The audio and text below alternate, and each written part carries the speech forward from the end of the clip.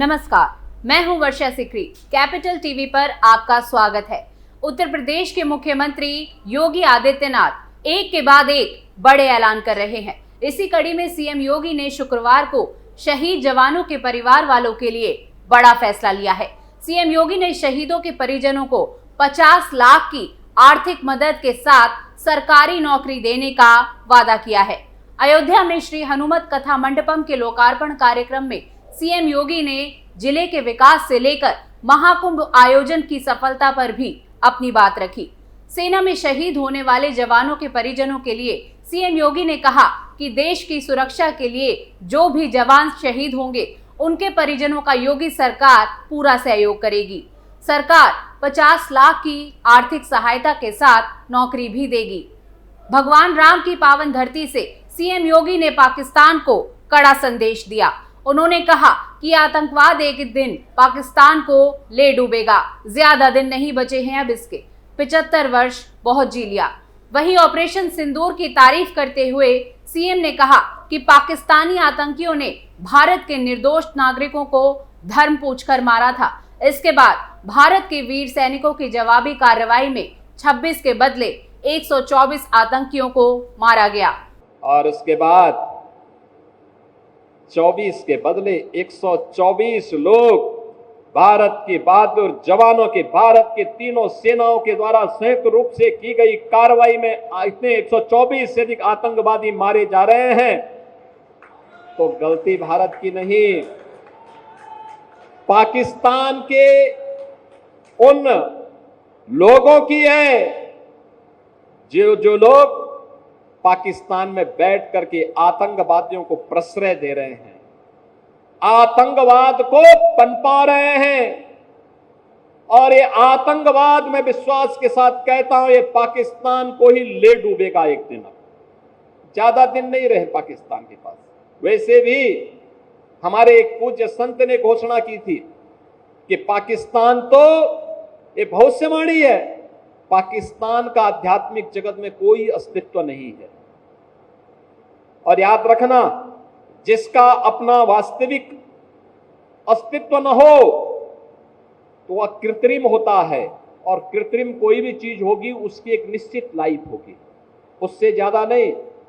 75 वर्ष बहुत जी लिया पाकिस्तान, अब उसका समय आ गया है, वो अपने ही कृत्यों से अब अपनी सजा पा रहा है। आपको बता दें कि सीएम योगी आदित्यनाथ शुक्रवार को अयोध्या दौरे पर थे, जहां उन्होंने हनुमानगढ़ी में बने श्री हनुमत कथा मंडपम का लोकार्पण किया। इसके बाद अपने संबोधन में सीएम ने कहा कि 500 साल के अंतराल के बाद रामनगरी अयोध्या का वैभव वापस लौटा है। एक समय सुविधाओं के अकाल से जूझ रही अयोध्या का आज कायाकल्प हो गया है। उन्होंने पीएम मोदी का जिक्र करते हुए कहा कि वो पहले प्रधानमंत्री हैं जिन्होंने अयोध्या की सुध ली। पीएम मोदी ने मंदिर यहीं बनाने की सौगंध खाई और उसे पूरा किया। दीपोत्सव के कार्यक्रम के साथ हम जुड़ने के लिए आए थे, और मुझे याद है यहाँ के सभी पूज्य संत जन एक साथ एक मंच पर आकर के भगवान का अभिषेक करने के लिए उन्होंने भी पूरा योगदान दिया। और आज देखिए, आपकी जो कृपा उस समय थी, उसके उपरांत फिर 5 अगस्त 2020 को जब नवंबर 19 में राम जन्मभूमि का फैसला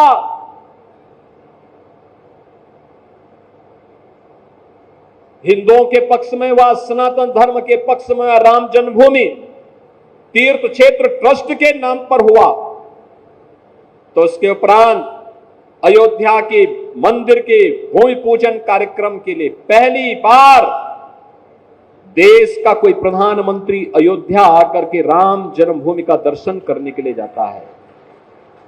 यह श्रेय भी केवल मोदी जी को दिया जा सकता है। इसके अलावा मुख्यमंत्री योगी ने कहा, आज अयोध्या के नाम से लोगों के मन में नया उत्साह देखने को मिलता है। अयोध्या के लिए जब हमने कार्य शुरू किया तो कोई विरोध नहीं हुआ। जैसे सेतु बनाने के लिए गिलहरी ने योगदान दिया, वैसे ही यहाँ के निवासियों ने साथ दिया। गोरक्षपीठ से जब पिछली 3 पीढ़ियों से यहाँ आते थे तो यहाँ अव्यवस्था होती थी। अयोध्या एक गुमनामी के रूप में खुद के अस्तित्व के लिए जूझ रही थी। इसके अलावा सीएम योगी ने औरैया में मौजूद राजकीय मेडिकल कॉलेज का नाम बदलने का फैसला किया है। अब कॉलेज का नाम इतिहास की वीरांगना और लोक माता अहिल्याबाई होलकर के नाम पर रखा जाएगा। मुख्यमंत्री योगी आदित्यनाथ ने ये ऐतिहासिक ऐलान करते हुए महारानी अहिल्याबाई के योगदान को याद किया, जिन्होंने भारतीय इतिहास में न केवल नारी शक्ति का परचम लहराया बल्कि समाज सेवा और शासन में भी मिसाल कायम की।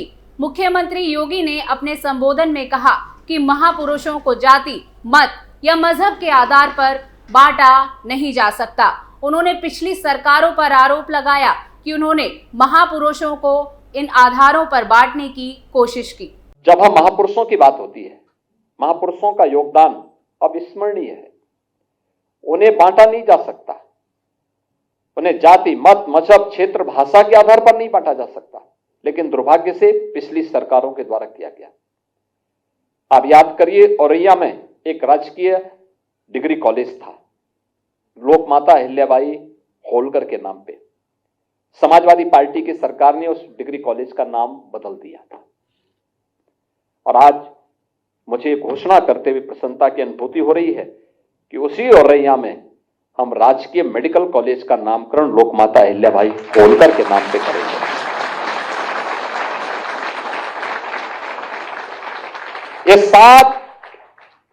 ये सात वर्किंग हॉस्टल भी लोक माता अहिल्याबाई होलकर के नाम पर ही समर्पित होंगे और मेडिकल कॉलेज का नामकरण भी लोक माता अहिल्याबाई होलकर के नाम पर ही होंगे। महिला सशक्तिकरण और मिशन शक्ति के इन कार्यक्रमों को हमें 31 मई तक के कार्यक्रम में हर एक स्तर पर जाकर के कार्यक्रम को आगे बढ़ाना है। समाजवादी पार्टी के शासनकाल का जिक्र करते हुए उन्होंने कहा कि औरैया में माता अहिल्याबाई होलकर के नाम पर बनाए गए डिग्री कॉलेज का नाम बदलने की कोशिश की थी। उन्होंने गर्व के साथ घोषणा की कि वर्तमान सरकार ने औरैया के मेडिकल कॉलेज का नाम माता अहिल्याबाई होलकर के नाम पर रखने का फैसला लिया है। इस कार्यक्रम में प्रदेश भर से भारतीय जनता पार्टी के कार्यकर्ता बड़ी संख्या में मौजूद रहे। मुख्यमंत्री ने सभी कार्यकर्ताओं का हार्दिक स्वागत किया और माता रानी अहिल्याबाई होलकर के योगदान को याद करते हुए उनके आदर्शों को जन जन तक पहुंचाने की अपील भी की। सीएम योगी ने बीजेपी कार्यकर्ताओं से कहा कि वो अगले 10 दिनों तक जन जन तक जाकर माता अहिल्याबाई होलकर के जीवन और योगदान के बारे में बताएं। उन्होंने कहा कि देश भर में 21 से 31 मई तक प्रधानमंत्री नरेंद्र मोदी के नेतृत्व में अहिल्याबाई के सम्मान में अलग अलग कार्यक्रम आयोजित किए जा रहे हैं। कार्यकर्ताओं को चाहिए कि वे लोगों को बताएं कि भारत ने उस समय नारी शक्ति का सम्मान किया जब दुनिया में महिलाओं को उनके अधिकारों के लिए संघर्ष करना पड़ रहा था। दरअसल औरैया मेडिकल कॉलेज का नाम बदलने का फैसला बीजेपी नेतृत्व की मांग पर लिया गया है, जिसमें अध्यक्ष प्रकाश पाल और जिला अध्यक्ष सर्वेश कठेरिया का खास योगदान रहा। इससे पहले साल 2001 में तत्कालीन मुख्यमंत्री राजनाथ सिंह ने बिधूना के राजकीय महाविद्यालय का नाम अहिल्याबाई होलकर के नाम पर रखा था, लेकिन 2013 में समाजवादी पार्टी सरकार ने इसे बदलकर राम मनोहर लोहिया कर दिया था। इस फैसले का पिछड़े वर्ग और पाल गढ़रिया समाज ने विरोध किया था। अब योगी सरकार के इस कदम से न केवल ऐतिहासिक न्याय मिला है बल्कि समाज के अलग अलग वर्गों की भावनाओं को भी सम्मान मिला है। इस घोषणा के बाद बीजेपी कार्यकर्ताओं ने खुशी जाहिर करते हुए जश्न मनाया। ये नामकरण महारानी अहिल्याबाई के प्रति श्रद्धांजलि तो है ही, साथ ही युवा पीढ़ी को उनके आदर्शों से प्रेरित करने का एक सार्थक प्रयास भी है। अब आपको बताते हैं लोक माता होलकर के बारे में। लोक माता अहिल्याबाई होलकर का जन्म अहमदनगर के एक मराठा परिवार में 31 मई 1725 को हुआ था। 12 साल की उम्र में उनकी शादी सूबेदार महलाव राव होलकर के बेटे खंडेराव से हुई। छोटी उम्र में विवाह के बावजूद उन्होंने अपनी शिक्षा जारी रखी। अहिल्याबाई महज 39 साल की उम्र में विधवा हो गई। 42 वर्ष की उम्र में उनके बेटे मालेराव का भी निधन हो गया। इसके बावजूद वो देश भर में अपनी न्याय प्रणाली के लिए प्रसिद्ध हुई। उन्होंने देश की प्रगति में योगदान दिया। अहिल्याबाई ने अपने 70 साल के जीवन काल में आदर्श शासन व्यवस्था स्थापित की।